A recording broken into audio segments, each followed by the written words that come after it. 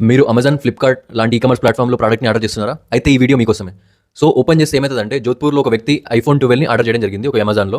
So, accordingly iPhone బదులుగా ఒక power bank వచ్చింది విచ్ ఈస్ వాల్యూ ఆఫ్ ₹1000. అప్పుడు ఆ వ్యక్తి కంప్లెయింట్ చేయడం జరిగింది అమెజాన్‌లో.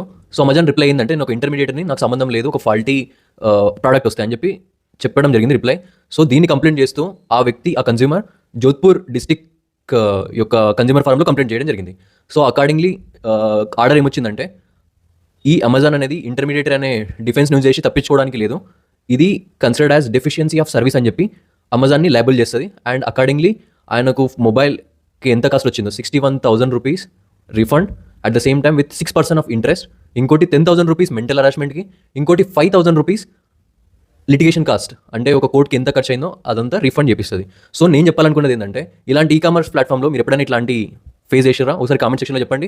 అండ్ అకార్డింగ్‌లీ ఎప్పుడైతే ఇట్లాంటి సిట్యుయేషన్స్ వస్తుందో మీరు తక్షణమే మీరు కన్స్యూమర్ ఫారంలో కంప్లెయింట్ చేయండి. సో, లాని తెలుసుకోండి, మీ రైట్స్‌ని కాపాడుకోండి.